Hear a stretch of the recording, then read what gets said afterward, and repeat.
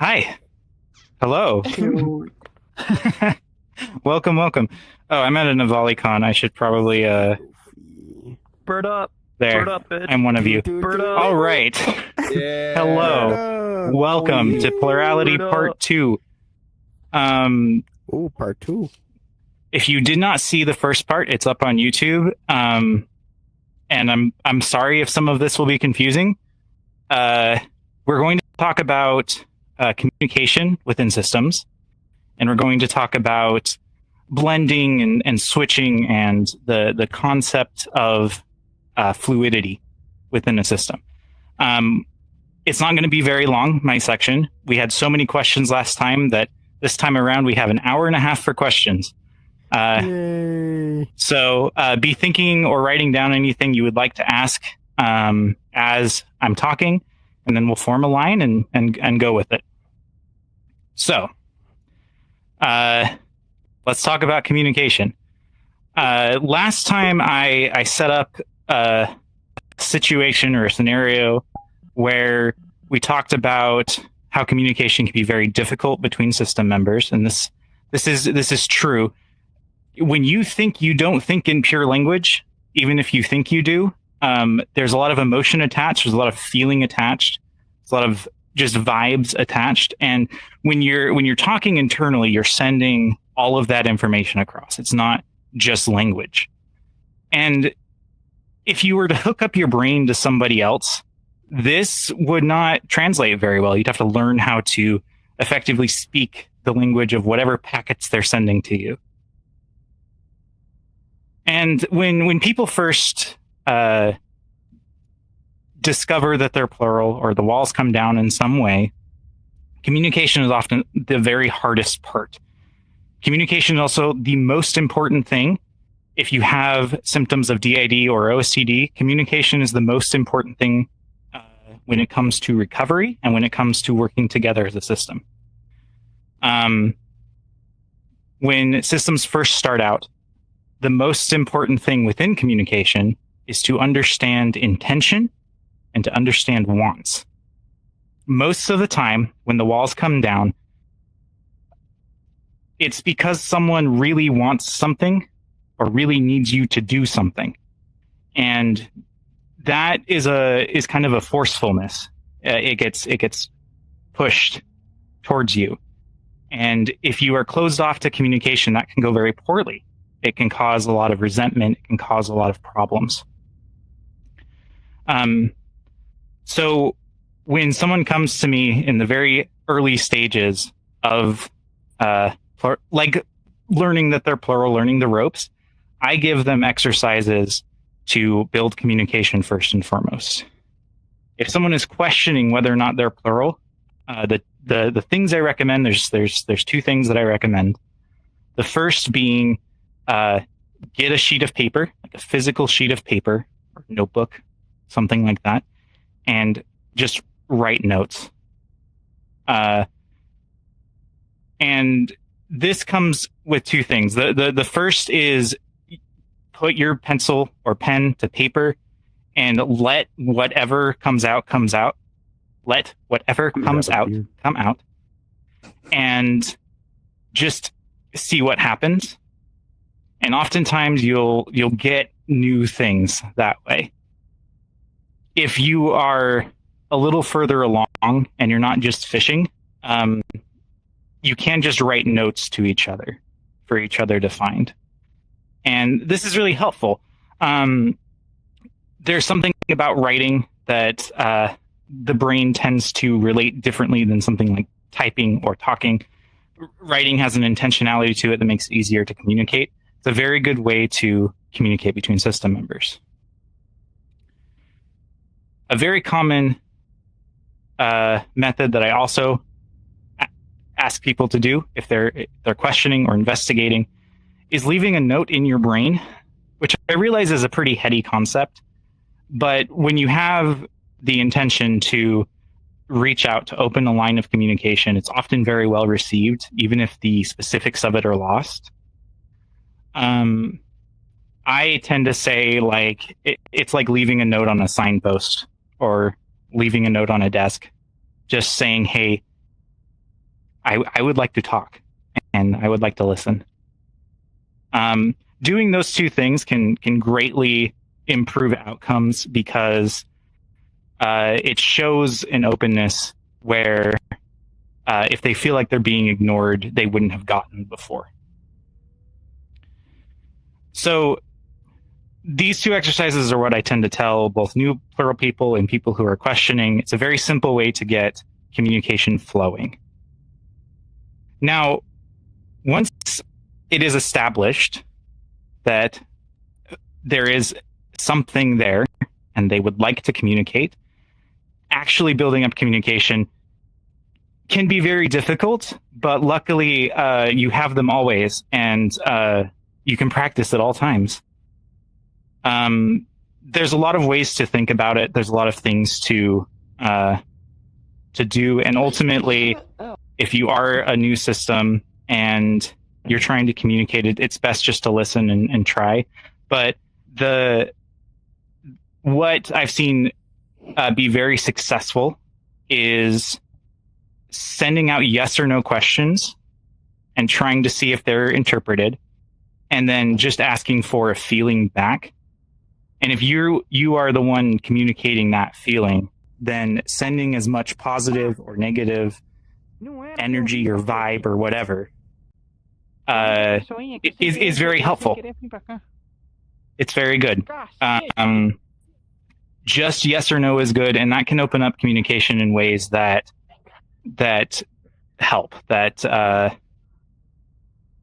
allow you to start understanding what the rest of the communication looks like. I've already talked about writing things down. That's always very good. I talked about in last panel how I personally, Cress, cannot really communicate internally. So we talk to each other out loud. We write things down, or we talk on Discord, whatever. This is still true, but it's an evergreen, useful tactic, is being as direct as you can when you have control. The other method that our system has used before and many other systems use is just having a translator. So someone who has become very good at the communication, who can talk to both parties, translate. This tends to happen way later in the process, but it can also be another technique that is particularly helpful. Communication is important. I will say it a million times. Communication is very important. And if you were going to work on anything as a plural person, work on communication. You cannot work out issues if you're not well understood. I mean, you can try. It just won't go as well. If there's fundamental misunderstandings that cannot be communicated, it's going to be very difficult to resolve problems. And most of the time, if there's resentment or something along those lines, it's because of communication. So that's that bit. That's the communication bit. All right. Next up, I want to talk about broadly fluidity of identity. And what I mean by this is when people are blending, which is like two or more individuals kind of being soupy with consciousness or fighting for consciousness and not really sure who they are. Everything gets really muddy. If you've been around plural folks before and they say they're blending, and they usually talk about it being a very unpleasant experience. And I want to talk about what getting out of that situation looks like, and the tricks that I've built up over the years that I've both done myself and heard from other people and helped people through. If you're in that very uncomfortable state and don't know who you are, there's a couple different methods that I use, and I tend to rotate them for various success. The first is very similar to recovering from a panic attack, where you focus on your limbs. You focus on the very tips of your fingers all the way down through your arm and just try to feel your body through your limbs one at a time. Just do your best to be present and meditative within your own body.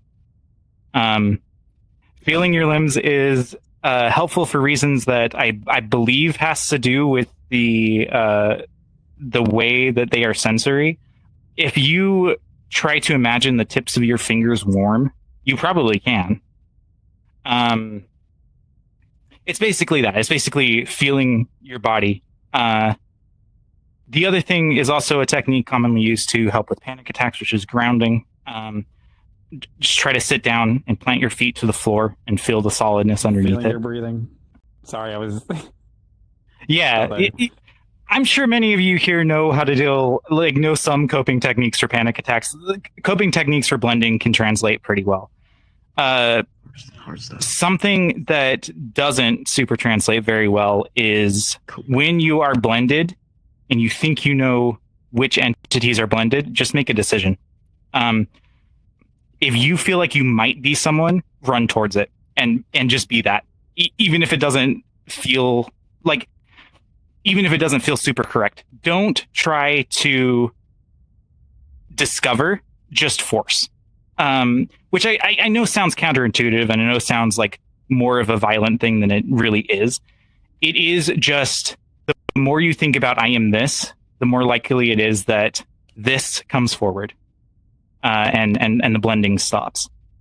If you say I think I might be this person, just make the decision to be that person as best you can. And if it's wrong, it's fine. You're not going to hurt anyone. It's okay. In any case, if you're blending not on purpose and it's stressful, it's okay not to figure it out. One of the best techniques that I found for recovering is not really recovering. It's just allowing yourself to sit in it, allowing yourself not to stress about who you are. Try to watch a show, try to do something. Just, you don't have to know. You don't have to always know. And sitting in like this meditative state or this state of awareness where things feel a little broke, but it's okay, is extremely helpful to getting past that phase. Eventually something will happen. It won't last forever, and it will be okay. Blending is very commonly talked about. It's extremely common with median systems, which if you weren't at the last panel, a median system is a system where consciousness is generally shared or very soupy, blendy. So it's more common in those systems, just on the basis that they're like that a lot. I also want to talk about blending on purpose. If you're a fan of Steven Universe, anyway, gem fusion, it's not really what it is, but a lot of people compare it to that. It's when two individuals with two normally separate consciousness attempt to share that consciousness. It is different than co-fronting. Co-fronting keeps them separate. Blending mixes it all together. It can be very difficult to achieve. And if you ever feel like you're trying to do this and you're pushing, you should stop. You can break things in your brain and it will be very painful. There's a million different ways people achieve blending on purpose. The thing that has worked for most of the people I talk to is if you know how to switch out, try to emulate the feeling of switching out, but pushing yourself into front instead. This is going to make a lot more sense when I talk about switching, which I will do in a moment. It's a very heady and difficult to explain concept. It's also not always pleasant, and trying to achieve it can be very difficult for some people. It can be a very good bonding experience if you're able to manage it, but if you never ever do it, don't feel like you've failed. Just understand that sometimes people blend on purpose. It's hard to get there, and it's hard to get there consistently. But sharing consciousness is a form of trust that is unique to functionally unique to plural folks. The last thing I want to touch on is the concept of switching. If you've met a plural person or you are a plural person, you almost certainly know what switching is. Basically just exchanging whoever's in front with another person. Switching is one of the most common things. It works by way of dissociation, where whoever is in front dissociates to the point of either no longer being aware or no longer being in control. And at that point, they either go inside or black out, which are both fine. It's okay to black out as a plural person. You got to trust your system. I don't recommend it like on purpose, but it's fine. It's normal. If you are someone who is in front often, and you would like to understand what switching is like, and someone on the inside would like to switch in, there's a few things that are really important to build up before you can do it more reliably. And the first and most important part of that is trust. It is trusting that things will be okay. If you're doing it on purpose, you're going to want to be in a state where it's easy to allow yourself to lose control that you're so used to. And you can only really do that if you trust the people who are going to take control, if you truly trust your system. And that's where communication comes in. That's where it's important to be able to talk to one another so you can build that trust. Actual methods of switching vary. And I'm really only going to talk about one because I'm really only going to talk about one. If you want to switch on purpose, the easiest way to do it is to try to peer inside as best you can. If you don't have awareness of it, you can just meditate. And what you want to do is try to become as aware as you can of your internal world. And if anything comes forward, a sound, a feeling, temperature, touch, anything, you try to make that feeling your only world. You try to bring whatever physical sense that you have into your entire reality. You run towards it.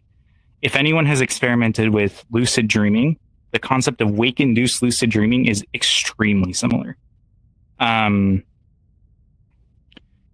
So having that trust and running towards that physical feeling is the easiest way I've found for people. It's also really helpful if there's someone inside who's able to switch in. And switching in, the reason why I talked about this last, switching in is way easier if that person tries to do the grounding techniques we talked about before. Trying to feel all of the limbs, trying to really feel present within the body. That's the easiest way someone from the inside can come forward, at least in my experience. These are things that are not universal, which is everything I say. I said this at the last panel. I say it again at this one. Everyone's experiences are different. It's okay to ask questions. I do want to point out that if you can't switch, it doesn't mean you're not plural. If you don't switch and there's only one person ever in front, it doesn't mean you're not plural. It just means you can't switch. And that's fine. My headmate Echo took 4.5 years to be able to do it. It's normal, especially if you're very attached to control and you're very attached to the concept of knowing things. If you're not okay not knowing things, it's going to be very difficult for you to leave. So, to reiterate, there's lots of techniques you can do to work on communication. There's certain ways that you can function more as a system. If we do a third one of these panels, what I'm going to do is get into even deeper stuff. This is like first week as a system basics, and I appreciate all the singlets here who have borne through this.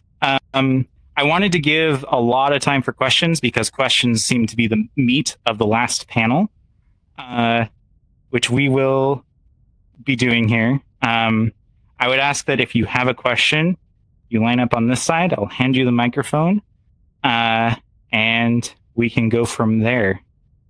Thank you for being at the half-hour rant portion. Come forward if you have a question, please.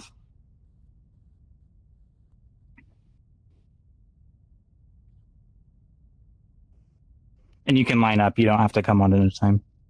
You want to line up over here, so there's room for folks. Cool. Like off the stage. Oh, off the stage. Yeah, you're good. So, from my understanding of plurality, this is kind of a question I had before this. But from my understanding, like intersystem friendships would be kind of like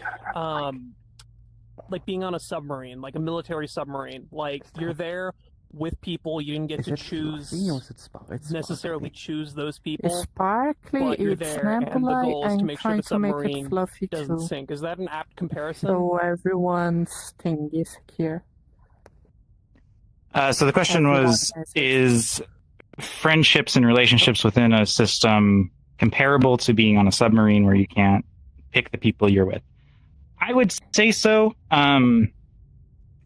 They do have lots of little minutia. It's a good way to think about it, though. You're in the ship together. Not a whole lot you can do about that. And there can be friendships and romances and all that comes with people within the submarine. And yeah, you feel free to ask any question as well. You can ask any question related to plurality. It doesn't have to be about what I talked about. I figured there were going to be people who weren't at the first panel. It's okay to go over stuff we went over there. Yeah. I'm putting this here.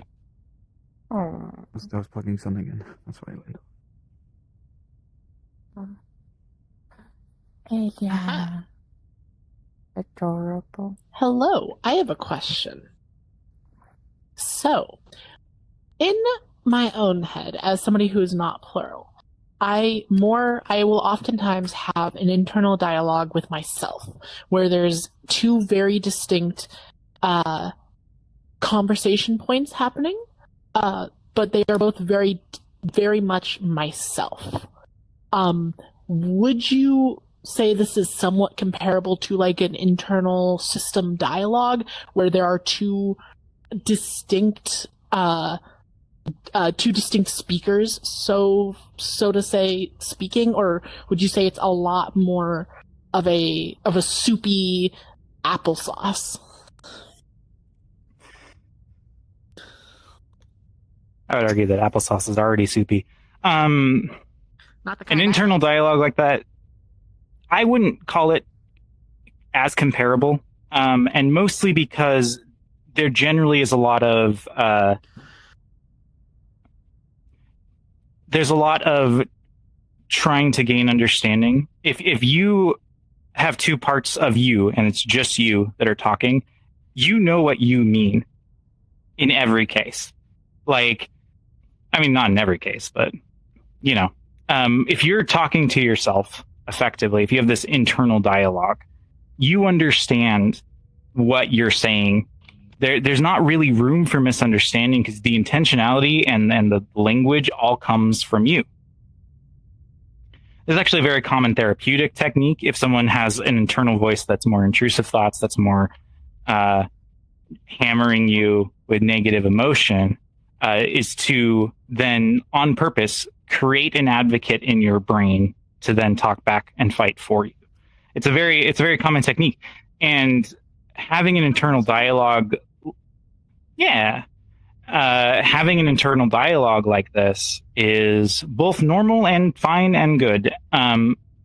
when you're talking between headmates in headspace, it feels a lot more difficult to make sure you're getting everything correct. There are times when someone's in front and someone else is trying to tell that person in front what to type on their behalf. And in many cases, even for people who are very experienced or otherwise very well researched, it doesn't translate perfectly. You kind of make do with what you have, but it's not a perfect translation. And that's kind of a microcosm of the bigger issue with communication. It's hard to understand that you're getting the right information in the first place. And it works in a much more complicated way than just language and body language do, because everyone's interpretation of both headspace and what is being transmitted is going to vary. It's going to be a little different. It takes years to build up. It takes a very long time to build up. And an internal monologue or internal dialogue with another part of yourself, you can generally do that apropos of nothing. I guess what I'm trying to say is it's not similar because it's lacking a certain confusion. It's not always confusing, but it often is. That makes sense.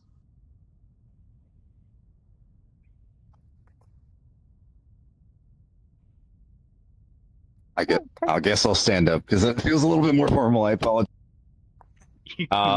As always, wonderful questions, Cress. I'm also stalling because I just had a head empty moment, aka while I was looking around. I'm always full of questions when it comes to you. I would, I guess, want to reiterate a little bit about what you mentioned last time about knowing or questioning about plurality and how to deal with it. I've had episodes in the past where I have done something and was unable to recollect it. I've had episodes in the past where I was unsure whether I was really me anymore, and I'm not just talking about general dissociation. I guess what I'm trying to say more clearly is for what you've mentioned previously, if somebody you're dealing with is plural, the number one way is they will tell you, as in a headmate will be present that will tell you that they're plural. Have you experienced in your long journey in plurality and your long journey in the community of plural folk as a singlet, I think, how often does it occur that people are generally incredibly unaware of their plurality, or if they are still plural? Let's say you mentioned with Echo, it was less familiar and unable to switch. At what point, I know that there was a question that sometimes plural identities can fuse, sometimes new ones can form. Is there any kind of maintenance mode that can be done to sort of check who's there? Or is it always kind of a struggle in that exercise that you mentioned of leaving something like a piece of paper, a grounding anchor to see if someone new shows up? I guess my question is that. Oh no, the plural cognito has its friends. I'd like you. Oh, there we go. I'd like you to nod, Tycho. You're asking if it's possible to investigate either the state of plurality or a way to know if you're plural versus, and also welcome new people or new splits. Correct? Do you want to come rephrase?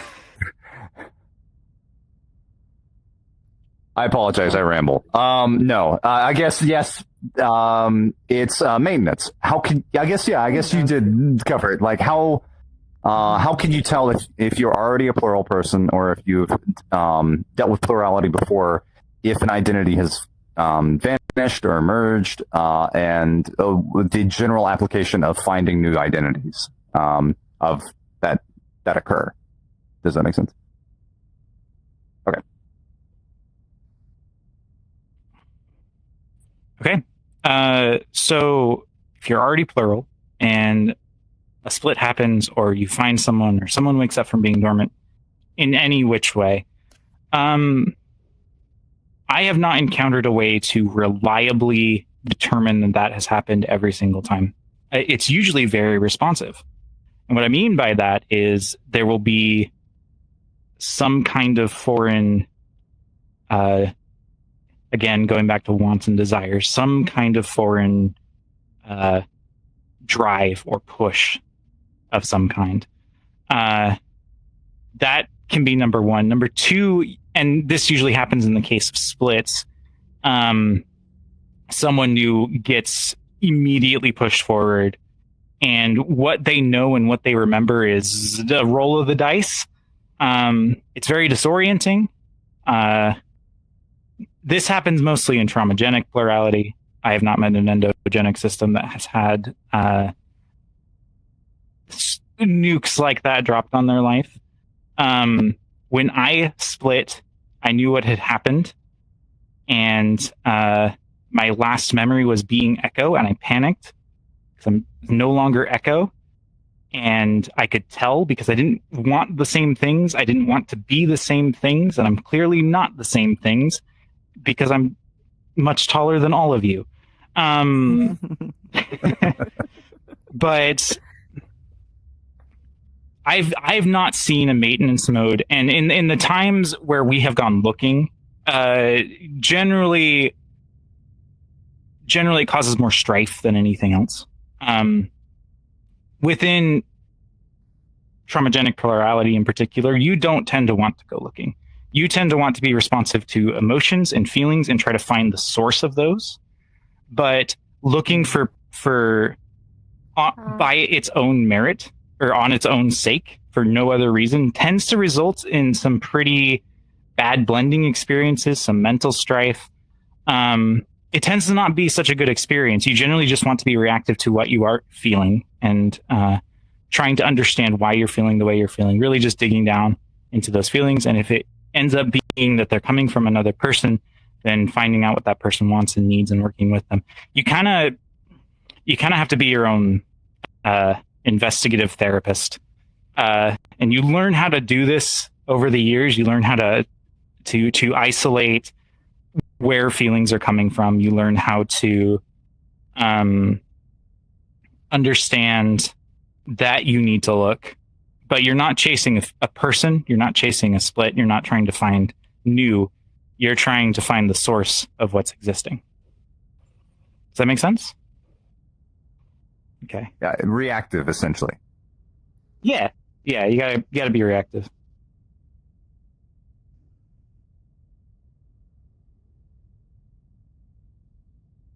So for those who just heard the weird sound on my recording, that was me turning my hear myself on. So, how do you deal with the immense amount of, I suppose, feelings of imposter syndrome that you get when you're not really sure how to tackle these things, or even if you can confirm that you are plural? It's a very hard sensation, one that I have to go through, and one that I struggle with coping methods for. And one that I also need still to get answers for.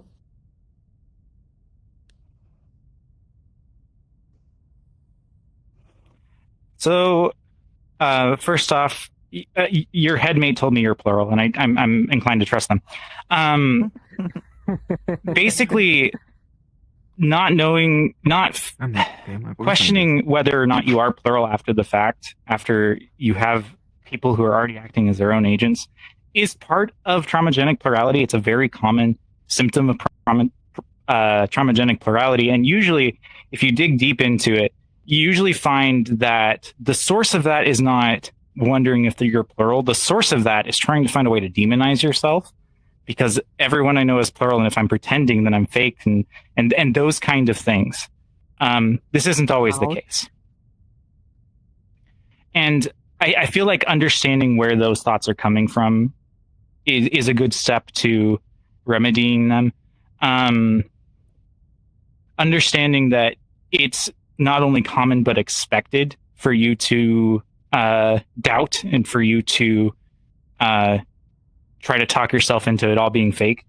That's part of the deal. That is not only expected, but I have never met a plural person who has not dealt with those things. Ever. At least when talked about directly. Plural doubt is hard. It's difficult. And I feel like when you have as many objective experiences as you tend to in your plural, the logical part of your brain can understand it. I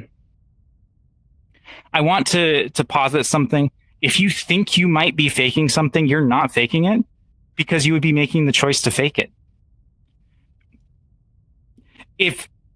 What if I'm not really plural and I'm just faking it? That latter part implies you're trying to find a reason to not like yourself. I have met people who have defined themselves as plural, and then over the years, I don't think this actually fits me. I think it was a mood state, or I think it was this potential quirk, and that's okay. But that's not usually why people doubt. It's okay to have those developments. It's okay to change how you think you are and the ways that you define yourself. But when you say, I think I might be faking, and this is true of anything, you would know if you're faking because you'd be making the choice to fake.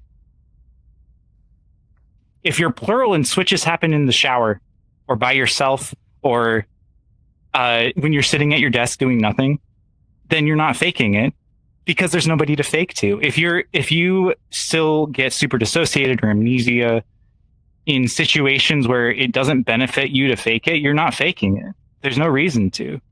And yeah, you could say, well, that's all in my head, or this something like that. Everything is in your head. Your entire perception is in your head. Nothing exists outside of that. And that can get into a really heavy philosophical thing, but you can't understand anything outside your head. That's you.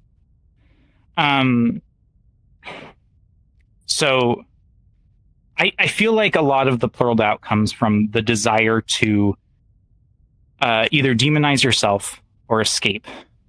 And in both cases, it's a rejection of your objective experiences. It's a rejection of that, the amnesia that you may have gone through, or the dissociation, or anything along those lines, because if you can say it's all fake, you don't have to deal with it anymore. Or you have all these plural friends and they either seem more put together or function in a different way. It's just, there's a lot of reasons why you would have those thoughts, but almost none of them tend to relate to actual plurality. It's a vehicle for either trying to get out of something that may be hurting you, or trying to put yourself in a light where you can demonize yourself and justify any kind of bad thoughts you may have about yourself. This is not something that is unique to plurality. I meet a lot of people who have ADHD struggles or have any kind of mental illness struggles. And they're like, well, what if I'm just faking and all my friends are real and I'm not real? And those kind of things. And in every single case, you would know if you're faking it. And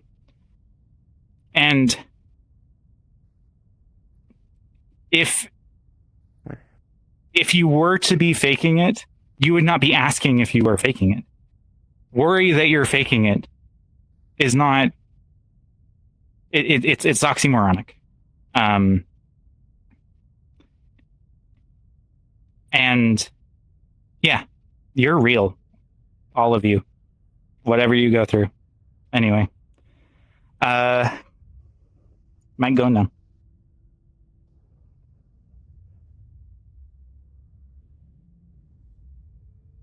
Hi, it's me again. I apologize.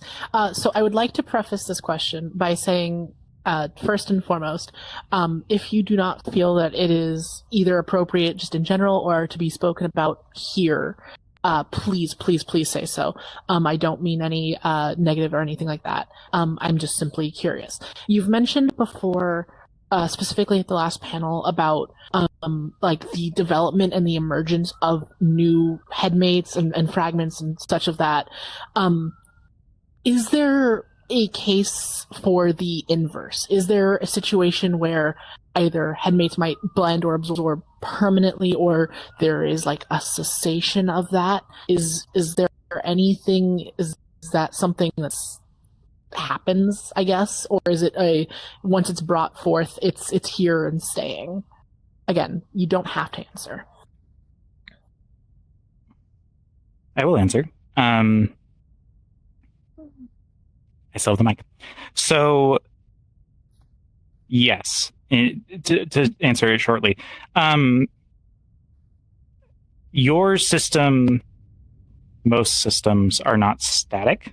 They split, and headmates go dormant, headmates merge, and there's a pretty significant amount of patterns I've seen with each of these events.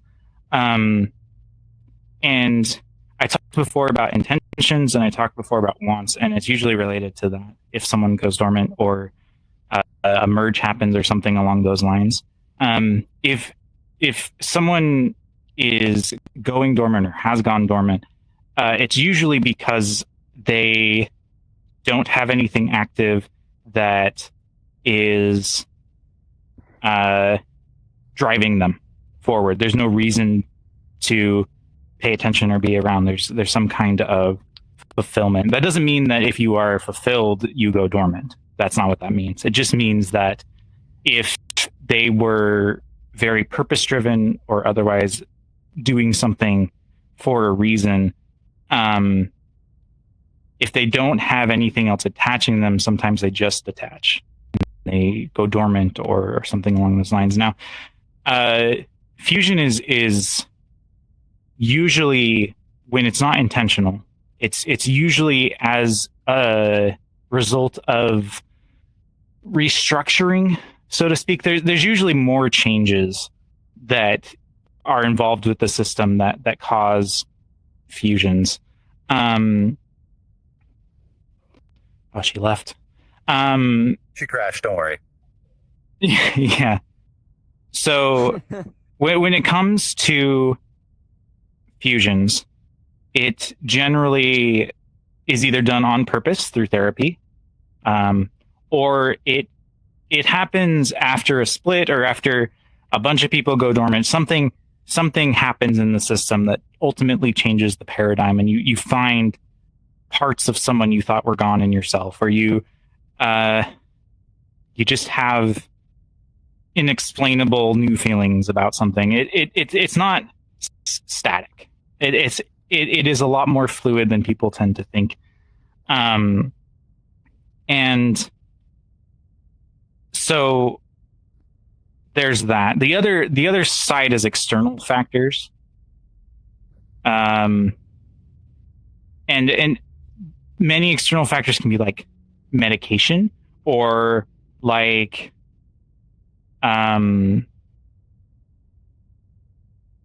there's a lot of reasons, but it's something that changes your brain chemistry can make people go dormant.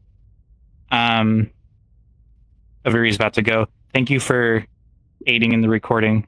You can leave if you need to. But yeah, basically, there's a lot of reasons why fusion can happen without being intentional about it.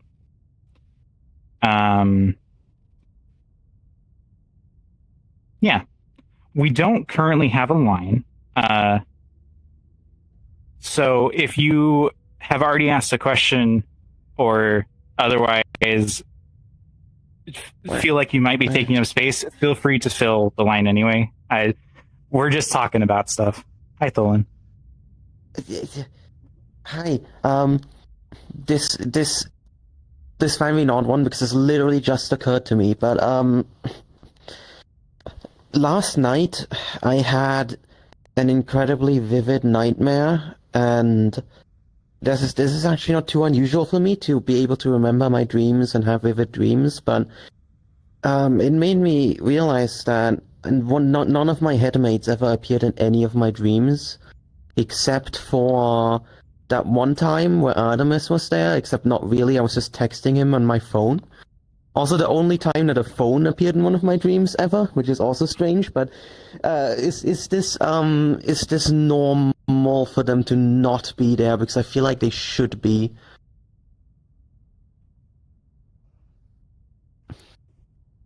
It's extremely normal. So, dreaming is kind of interesting.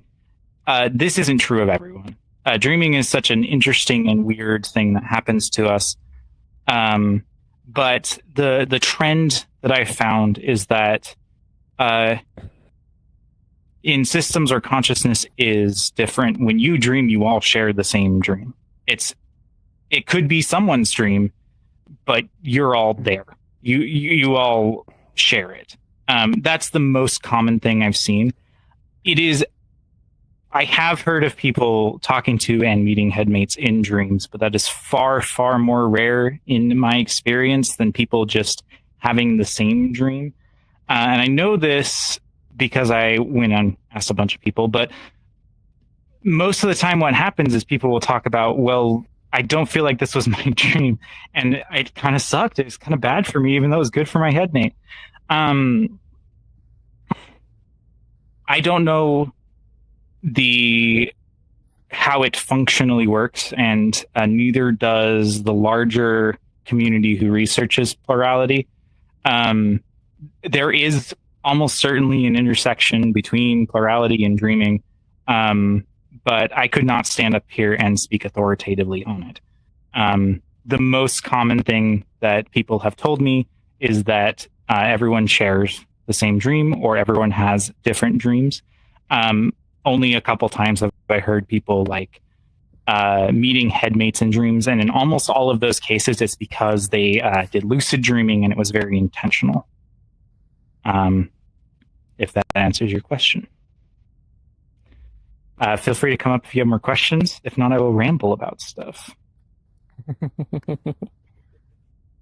Cress rambling is cute. It's gonna be fun. Oh, then rambling All is right, cute. can you hear me? I enjoyed my comedic Okay, crash. so I So, VRC crashed again. I missed a few seconds of the question of your answer to the question that Swina asked about merging, or just fusion and splitting and all that. Can you go over the first half of that when I basically disappeared, if possible, or reiterate it in a, I guess, way that is different? I need some clarification on what you're confused about. Well, I just didn't hear when my computer crashed. I'm not going to pretend like I know what I said. Oh.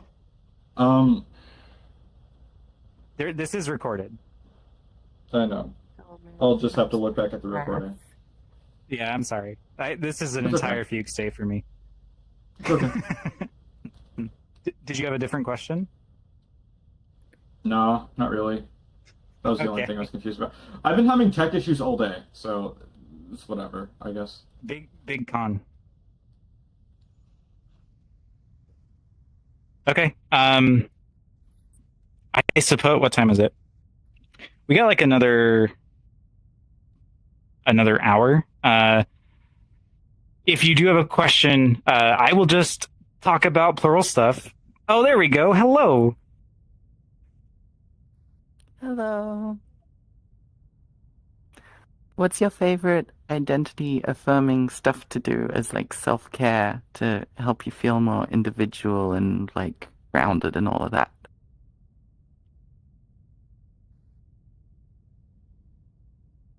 It's a very sweet question. For me personally, it is in my creation and consumption of media, specifically music. I have a very different style of writing music and processing it compared to my headmates, and participating in that really helps me feel unique and helps me feel like I'm my own person. It's kind of just doing tasks that are different or hard for other headmates. I exercise more than anyone's been able to, which is nice. I do a lot of like body care because I'm extremely vain. And just No, you're I don't know. Get it right. Just embracing the things that make you different tends to be the most affirming for me personally. I don't tend to chase being different. It can be really easy as someone in a head full of 19 people to feel like you have things that make you different, feel like you are worthy of consideration in that way. And I'm saying this from the most spoiled position I possibly can, as someone who is out all the time. But there's a difficulty in feeling like you are you. And Echo and Meadow and folks who have been either default front or out for a lot tend to really just define themselves like, this is who I am. I feel good about this. I'm chasing this. And that's really affirming for them. It's really nice for them. And the thing that I've embraced in a polar opposite way is embracing the fluidity of it all. I can contain multitudes, even though my brain contains multitudes. And embracing fluidity, embracing change, embracing I might feel a different way about myself is really affirming to me too, to allow myself to do that when it's been so hard throughout most of my life to attach to anything for other reasons. I spent so many years being a chameleon, and I grew out of that. But now I'm finding that sometimes I'm fluid still, but it's for me. And I like that. It's good. That was a rambly way to answer your question, but there you go.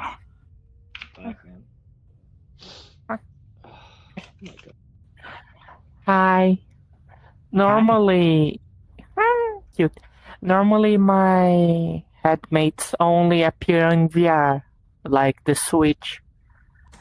There is a way to make more comfortable for them when they are in headspace, like something that makes them happy. So you're, just to clarify, you're asking if there's, because they are so comfortable in VR, you're asking for ways that make them comfortable outside of VR too? That too, but it's kind of the opposite of Phoenix. Okay. Yeah. So how can headmates be more comfortable inside or be affirmed inside? Okay. This is very dependent on what your headspace is like and what your relationships with each other looks like. In a fully functioning, completely functional system, generally what you want to do is allow people to have things that are theirs in headspace. And I don't mean like objects or possessions or anything along those lines. I mean specifically something that they can grasp onto that's theirs, and something like a place to be or a thing to do. I'm not a very good person to ask about this because I don't experience headspace, but I have in a past life. You're looking to provide comfort and normalcy. A space that is theirs, that is comfortable, that feels good. And if there's any power you have in shaping headspace, you should do it democratically. You should make as much space for folks as they need. You should try to craft things that will help them feel comfortable and listen to feedback on it. Well, I can't say this, but a lot of headmates can't adjust headspace, but communicating with those that can, and advocating for those who want spaces is the best thing you can do there. is just give them a place to be, give them a thing to be comforted by. And that tends to help the most.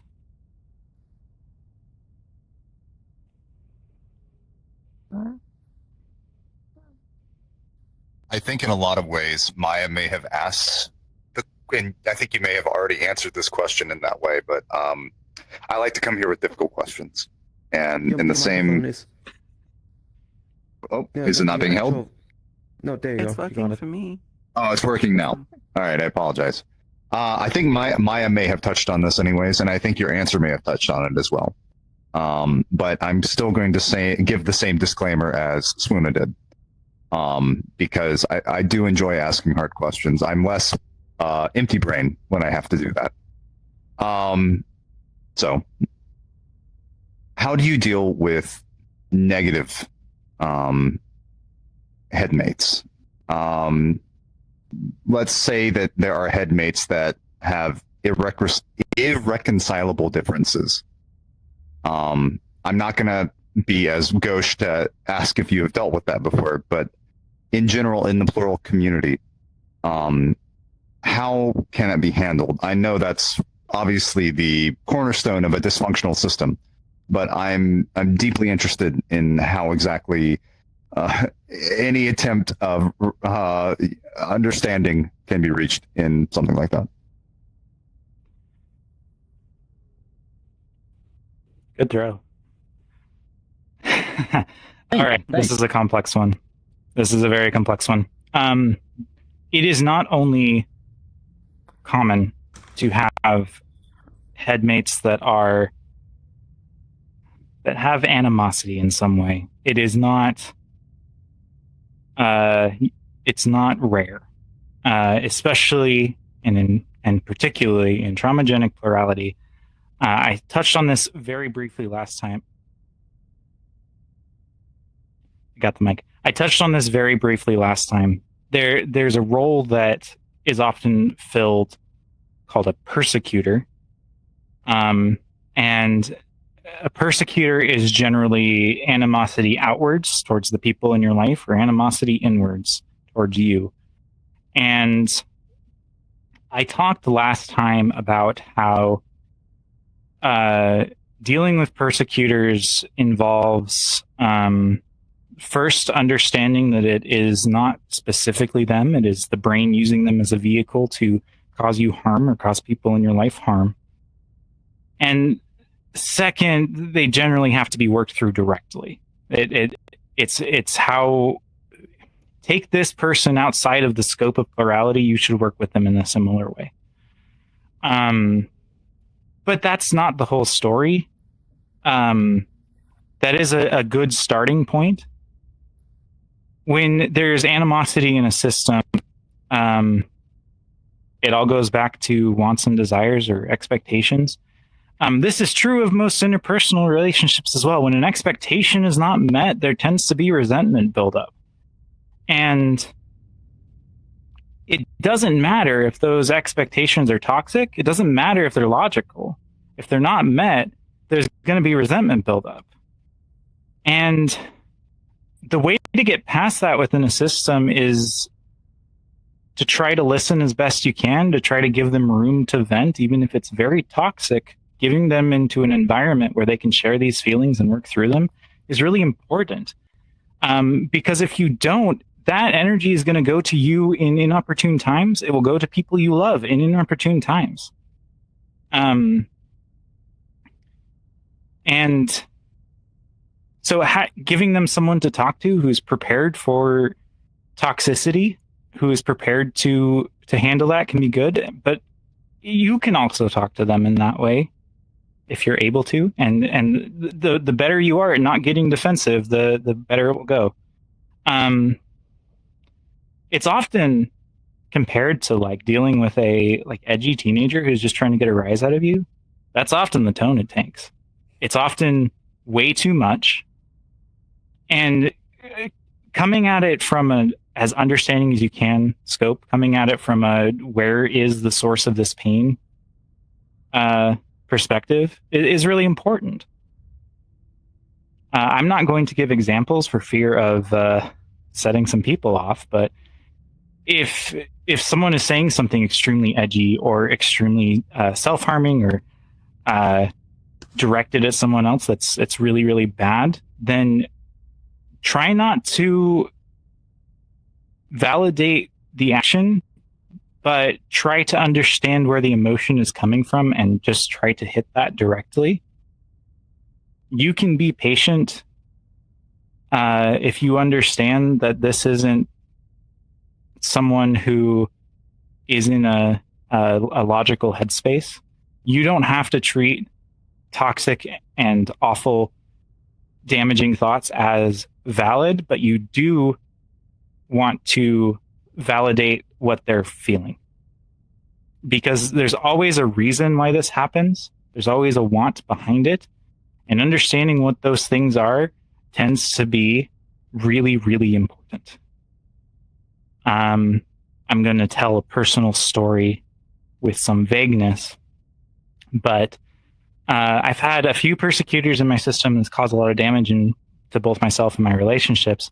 And one of them was a teenage individual who the knives were pointed at me, and the intention was the darkest thing you can think of. And the actions that he took were to inflict as much damage as possible. And really what it boiled down to was isolation. They were lashing out because nobody in Headspace wanted to talk to them. What we had defaulted to early on was quarantine. And sometimes this is extremely necessary. If someone can take control and cause damage in a very real way to someone or you, it's okay to quarantine. But that had gone on for so long that the resentment just sat there and built up. And giving them a space to vent, giving them folks to talk to, and really digging in and understanding what the hurt was helped. It helped a lot. And we found that it was really just not letting them breathe. And this is a very simple solution. Normally it's not as simple, but it often can just be there's so many years of resentment built up, and when you're quarantined in your own brain and there's nothing you can experience but that hatred, it's going to come out in an extreme way. I meet a lot of new systems who talk about repressing things or wanting to repress things, who are scared of having people come out. And I greatly discourage this, because if you repress, you are showing power over them that they do not have. That's going to build resentment. That's going to build a lot of resentment, and it's going to blow up in some way. This tends to be true of people too, if you've read a history book. But yeah, basically it's just finding where the hurt is and being as patient as you possibly can with what tends to be bile, what tends to be the worst brains or the worst thoughts your brain can speak coming out. Persecutors.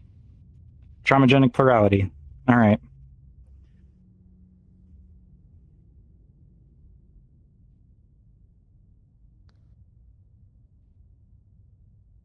I have two things actually. Which do you want first, the lighter one or the heavier one? Let's go heavy first, baby. So,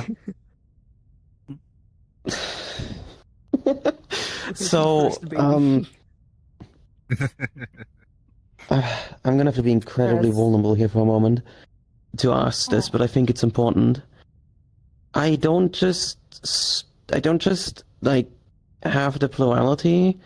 I'm also struggling extremely hard with OCD and RSD, and it's making it extremely difficult because I know the steps I'm supposed to be taking to become a more functional system, but how am I like it's difficult when I have OCD screaming at me about the worst possible outcomes before I've even started, or telling me that my headmates secretly hate me, things like that. And I don't know how to overcome it. I don't know what to do.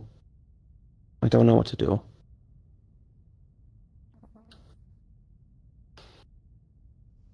I appreciate your vulnerability. I also have OCD. This is something I've dealt with a lot personally.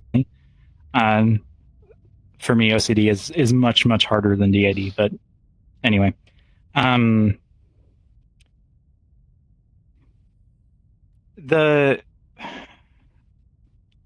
Okay.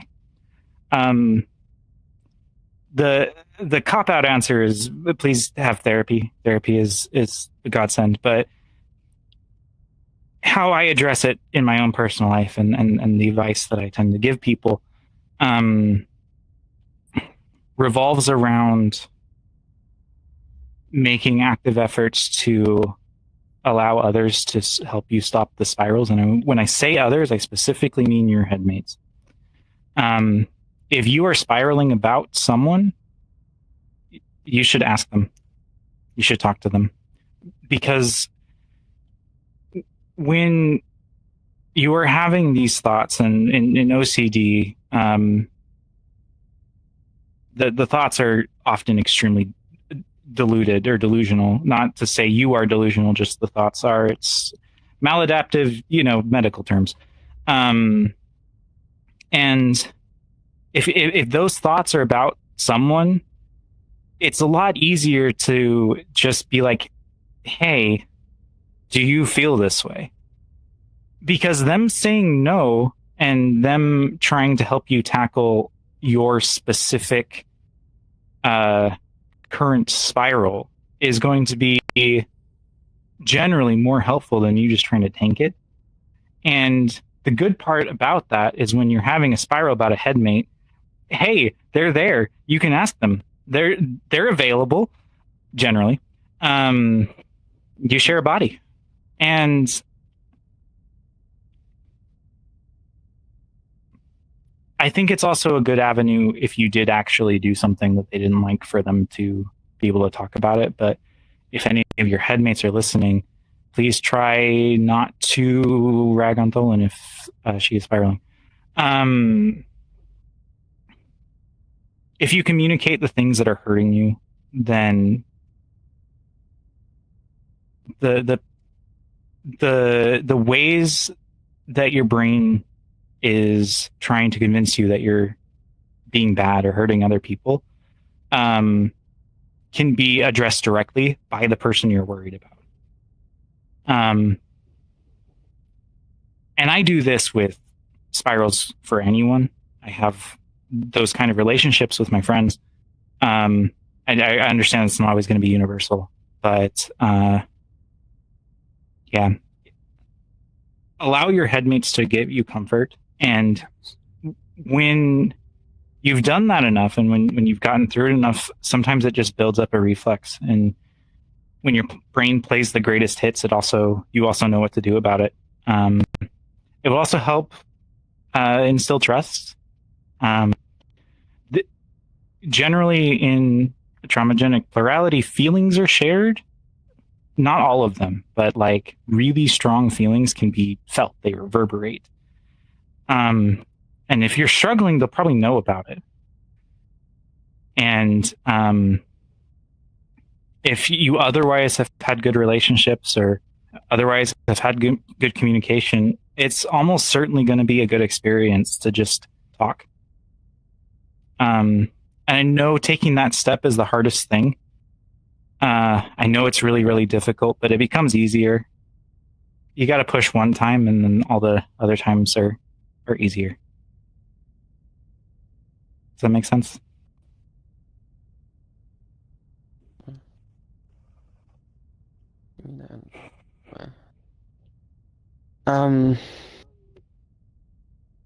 Thank you. I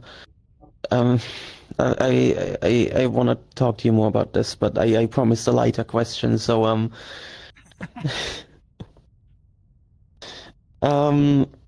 I've always been the kind of person with an incredibly overactive imagination. I have an incredibly strong visual imagination, probably because I've Probably because I've trained it for over a decade of my life.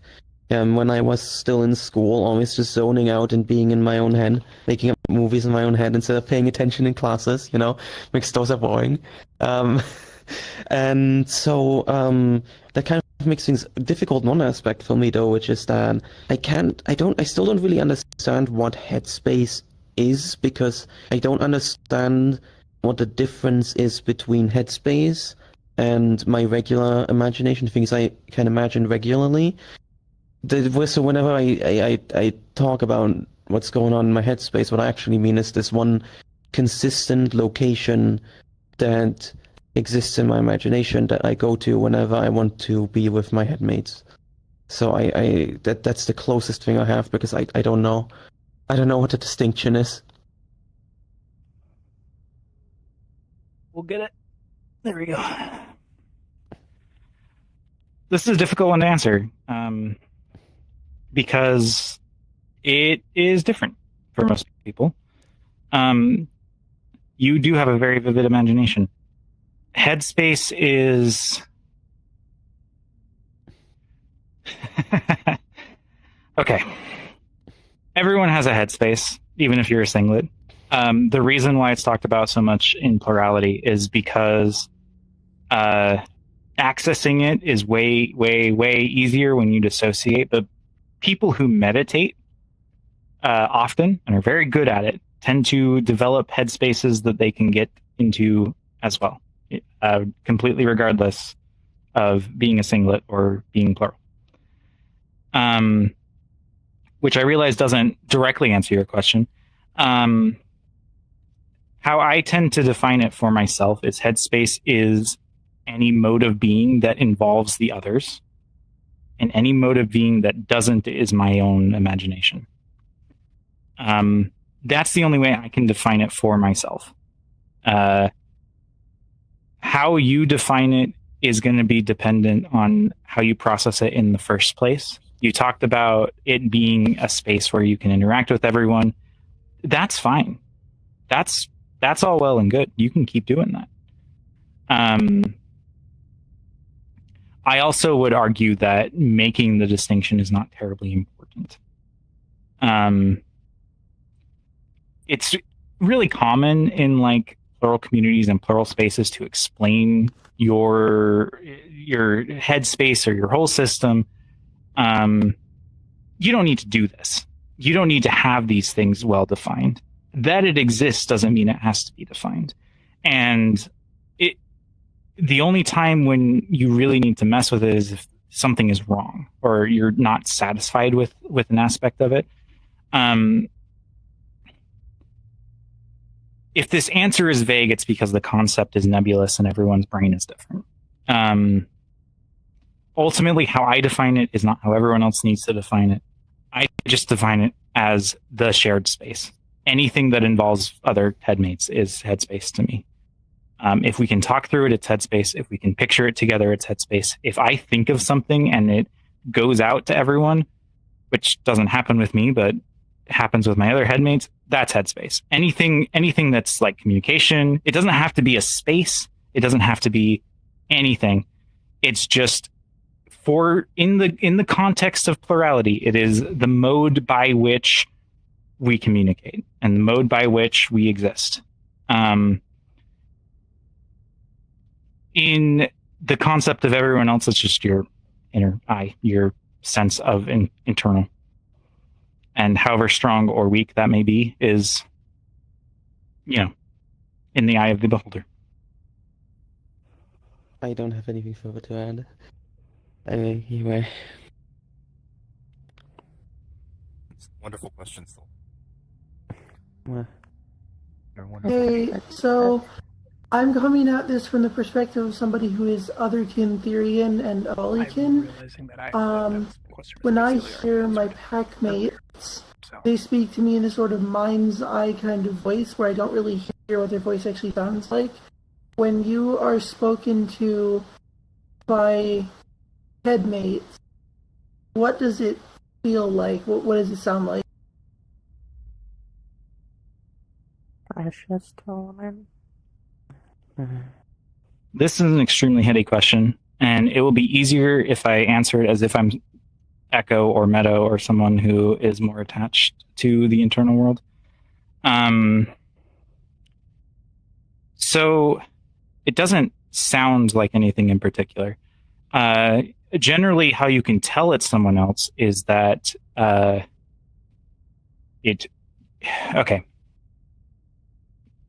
I use self checks to know if thoughts that are going through my head come from someone else.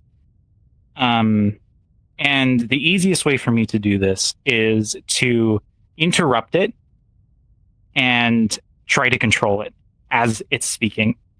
And if I interrupt it and there's like an emotion about me interrupting it, that's someone else. If I can control it very easily and make it say whatever I want, that's probably me. But if they push back, if that's like something that they don't like, that's someone else. And I realize if it's like, if you were to do that to a friend in a conversation, that would feel like you're being a jerk. But generally, it's understood that I'm doing a test, because I would like to be sure that I'm being communicated with. And you can find ways to do this in your own context, but it has to do with like, am I making a choice? Are these things coming from me, or are they coming from somewhere else? And if I'm not sure, it's always good for me to either ask clarifying questions or do my little interruption thing. It tends to be useful to find some kind of litmus test. It doesn't have to be mine, because I think that people might get annoyed by it in other contexts. It's basically just asking for confirmation and then doing things that prove to yourself that it's not you. Like, I can ask my own thoughts, hey, is this someone else? And my thoughts can say yes back, and that doesn't really do anything. But if I interrupt or otherwise do something that would elicit some kind of emotion normally, and that emotion never appears, then I know I'm just messing with myself.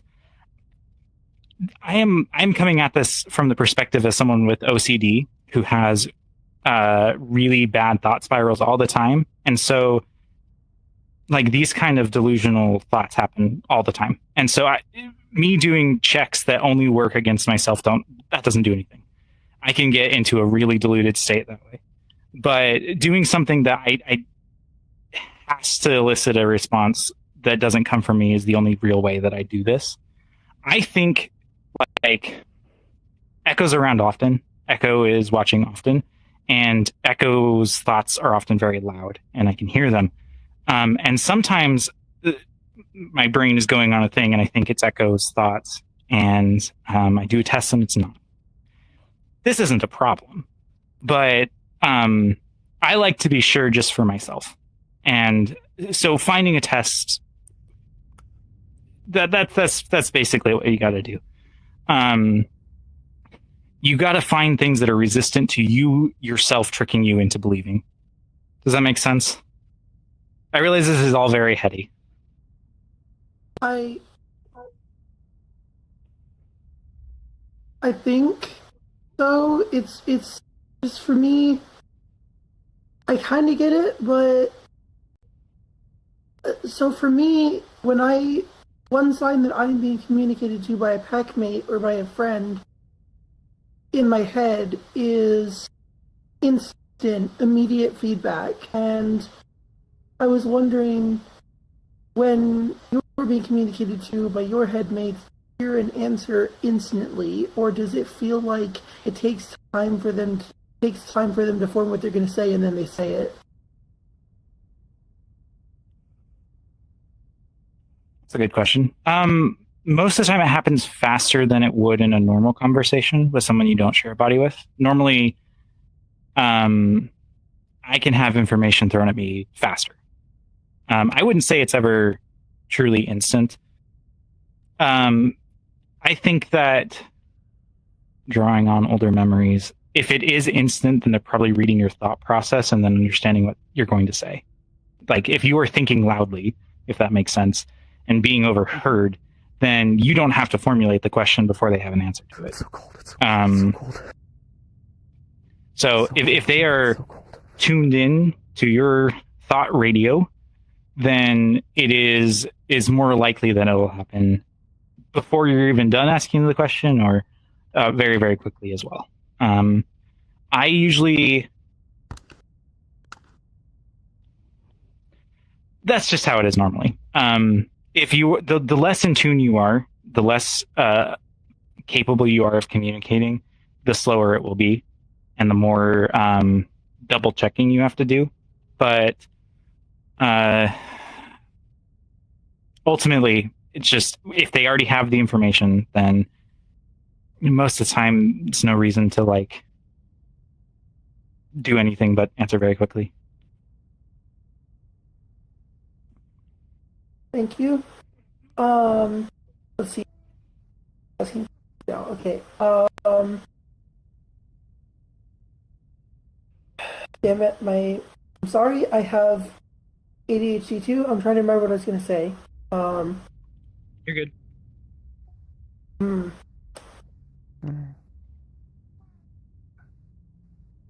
It's... So, what you said about them being more in tune, there's going to be two questions. Is that why somebody who I have a mental link with will often respond before I even know what I'm going to ask, or just suddenly interject with before I say anything? And also, do you have any tips for somebody who other kin, Avalikin, to identify if what you're hearing is actually from them or it's just your own mind? Because I do remember what you said earlier, but oftentimes it's hard to, like, I don't really feel emotions from them in any way that you... So I'm wondering if you have any advice.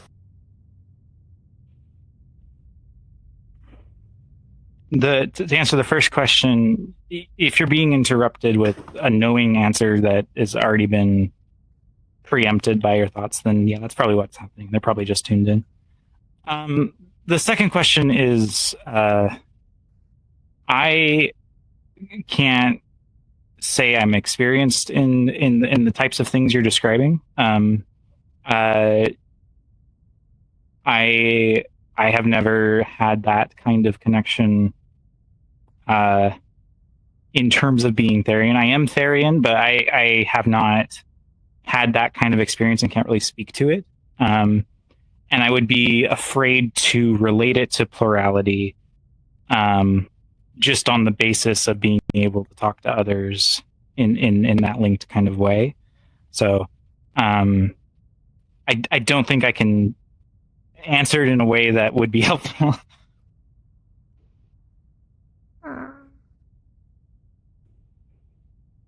That is fair. Thank you for answering my questions. I really appreciate it. That's all. Thank you.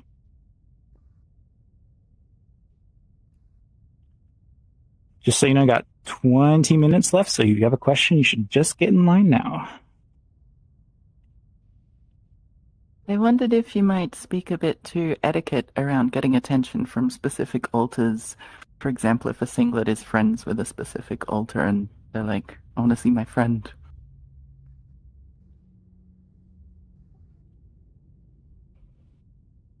This one's really complicated, actually. If you're looking to get attention, it's a very good question. Oh gosh, so I'm going to answer it in kind of a long form way. As someone who has headmates who are very separate, we don't share Discord accounts, privacy is important, etc. There is a certain level of pressure when somebody is asking for another headmate. And understanding that pressure is going to exist is very important from both ends. as the plural person getting asked, years past, I used to try to set up things for them or make promises, and the amount of failed promises that came out of my mouth was pretty large because I can't actually make someone in my head do something. I can't give them strength or energy to be out. I can't do any of that, and pretending like I can or promising like I can doesn't work for me. Like, it just doesn't. And so at this point, I have given up on making plans on behalf of others. I will send messages. I usually have to talk to Echo, who then gives it to whoever, because Echo is really the only person I can communicate with. But I don't ever promise anything because that's never gone well for me. And whatever promises my headmates make is on them. If they're going to have an individual relationship with someone else, the onus is also on them to maintain it. For you, for the etiquette around that, it's extremely system dependent. And the question that you just asked me should be asked to each system. Like, I don't feel bad when people ask me to send messages to other headmates or communicate something. I don't feel bad when people ask, hey, can I hang out with this person? And I say, I'll make sure they know. I used to. It used to feel like I was letting people down if my headmates weren't up for stuff. And it's very difficult. But if you have a plural friend and you're getting to know specific headmates or specific alters, whatever word that they use, and you want to spend time with a specific one, I would approach whoever is out and be like, hey, I've been getting really close to X and I'd like to spend some time with them. Is there a good way to approach that? And let them answer, because it can feel really sensitive. And as someone who has been doing this a long time, it took me a very long time to get over the guilt that comes with, well, I'm out and that's mutually exclusive. It feels like you're intruding on their lives, you know? And it feels like you're letting your friend down who just wants to hang out with your alter. So as with many other questions that I've answered, it's better to do it on a case-by-case basis. I always hesitate to say there's etiquette in any which way, because every single pathway that you can take could be helpful to someone and hurtful to another. It's okay to have relationships with system as a whole and not really go deeper than that. And it's okay to have individual relationships with headmates. And in both cases, you just kind of listen and work around what they're saying. It's always okay. If you know me, it's always okay to ask me, and I will never promise you it will happen, but I will pass the message along. And that's really all I'm able to do, and pretending like I can do anything else has been very bad for me.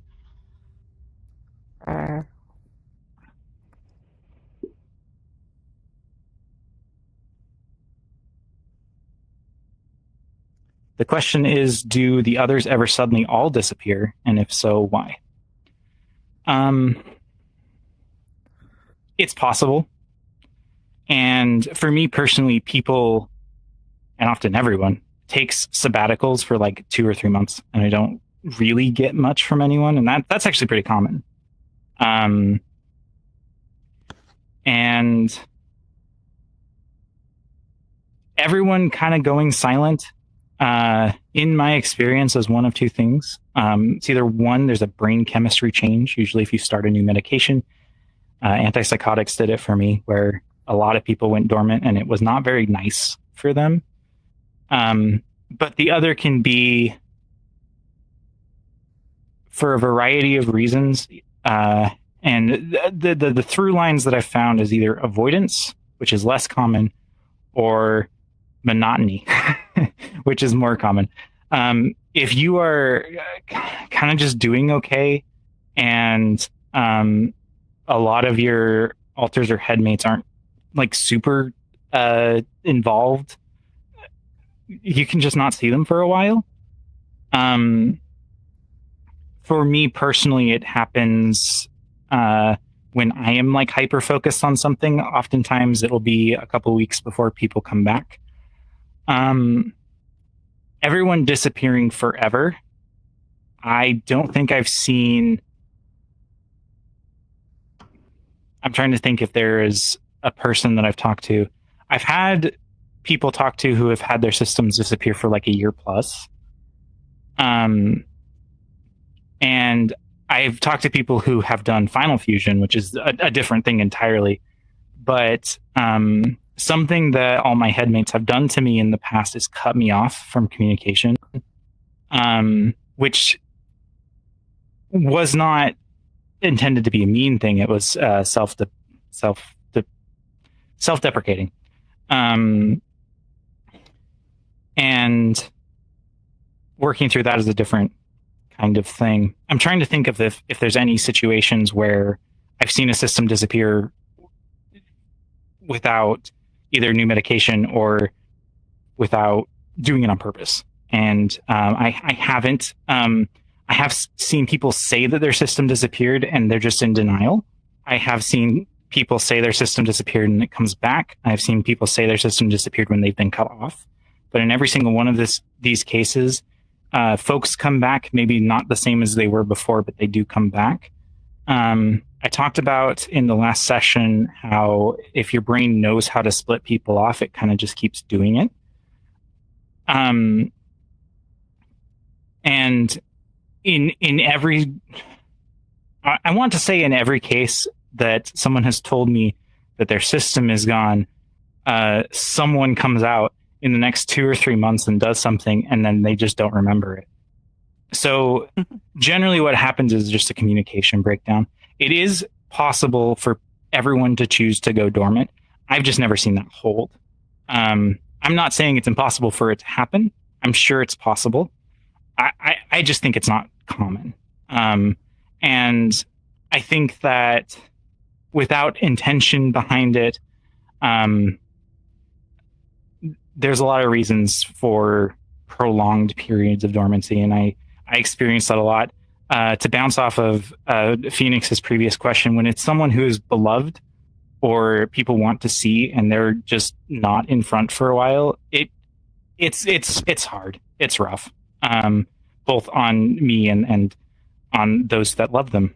But I can't do anything about it. I can only communicate, and that's what I do. Cress, you're beloved.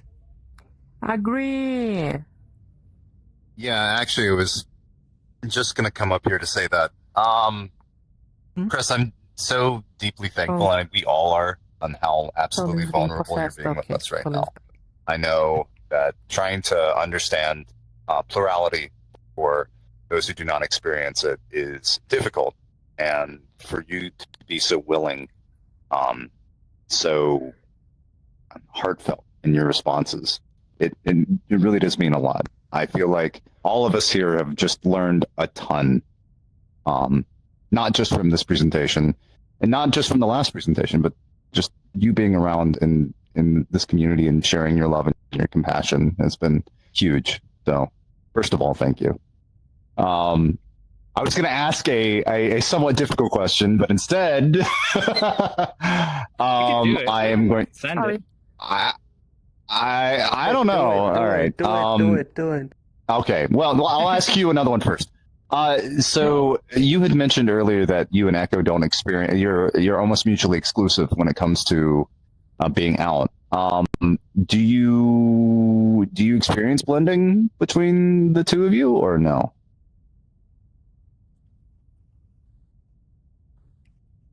To clarify, Echo and I are both in front very often.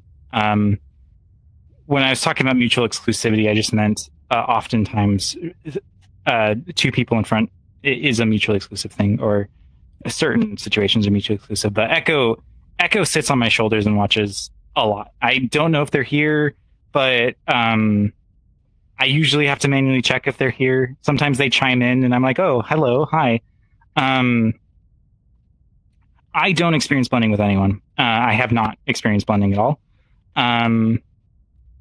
I before I formed, I have memories of blending. I know what it's like. I just don't experience it myself. I have such a weirdly deep connection to the body and to front that the only thing that is akin to that is just plain old dissociation for me, where I feel like I'm not quite sure if I'm all there. But that's usually when I'm medicated and not really much else. It's really easy to tell when someone else is in control for me. I can take control at any time I want, but it's easy for me to tell when someone else is doing something or when I'm doing something. And because I can't really communicate or share thoughts, and to everyone else, I'm this black box. Because of that, I don't think blending may even be possible. I'm kind of afraid to try on purpose, because anytime we have done something in regards to me, there's been problems. One of the first weeks after I came out and took front, and Echo had a lot of existential problems with that, it really wanted to vent to someone without me hearing it. So our resident system expert, Lyric, attempted to pull me out of front, and it did not work. It hurt a lot. And it broke the system in a way where I had to be solo front for 2 weeks. So we're not doing that again. And yeah, I don't know. I'm weird. I should not be representative. I have met now one other person who is like me, but my situation is uncommon. And so I don't think it's representative of plurality. I feel like I'm like a singlet that happens to have a system, which doesn't make any sense, but here we are.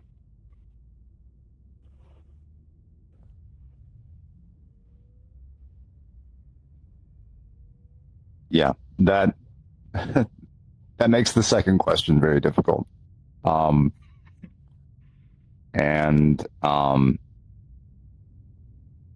Yeah, I don't know if I want to ask it. I'm gonna be honest. I'll ask you in person. I don't know if this is the correct venue. It's okay. Okay. Our presentations so far have been by you, Cress. I'm interested by your speculation of how do you think maybe Echo or another identity would give these presentations in this way? I know that's difficult for you to speculate because you're out. And I don't want to cause any strife in your system by asking such a question. Okay. There you go. There it is.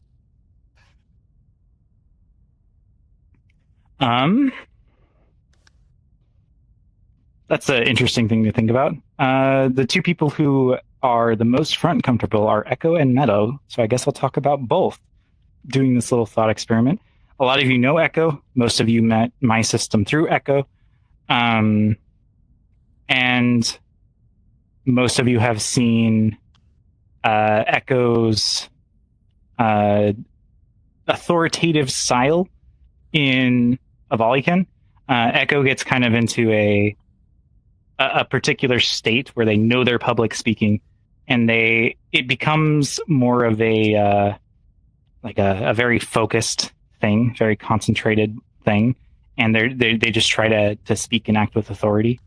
I get into musical theater mode. I emote with my body, and I speak almost like I'm trying to help everyone be relaxed, especially with the difficult subject matter. It's performing for me. I'm very musical theater kid. Meadow would probably be more wordy than I am, but make a lot less like lighthearted statements, I suppose.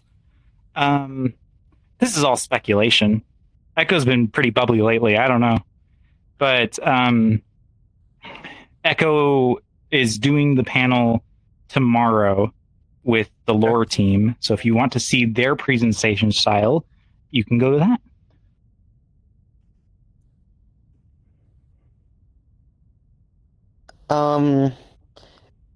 Cress, I just want to say thank you for doing this again. Doing 2 plural panels for us now, but you know how this has to end. You know how this has to end. It has to end in a lot of head pats for you. I want everybody to head pat at Cress. Come over here. I will sit. All right. Yeah. That is my bed. There we go. Oh my Thank you so fucking much, back. Cress. I will hurt you. Such a You're such a good air purifier. You should run for president. Yes. I think a lot of people would be real cool about a lot of things for me to run president. Head pats. You must have. I would You can vote for just shoot Cress. them with You a must gun have- if they don't agree with you. You must have. Yeah, I think that's a good platform. You must have head pats. No, that's too American. It's better than the current one. Do it What like do you mean Europe. that's too American? No! I'd like to we're gonna announce go my American! We're gonna be candidacy for American! Canadian president. Since we have Yeah, president I'm not here. even Canadian, but I'm gonna vote. That's definitely Yeah, legal, vote. I'll right? vote 3 times I for you, want and I'm my also not guns. Canadian. You can be friends Vote not for Trudeau. I will move to Canada for Cress. Where's the microphone? I would. Yep. I We hated it. consumed. Thank you. Beautiful. Thank you all for coming. I want to thank Avu'rii and Trace for recording. This will be up on YouTube in the same place the other one was. Thank you all for your questions. I don't know if I'm doing another plurality panel specifically, but I'll be doing more panels in the future. If there's enough questions and interest, I'll do another one of these and we go from there. Thank you, everyone. Thank you so much. Thank you. Thank you. Thank you. Thank you. Thank you.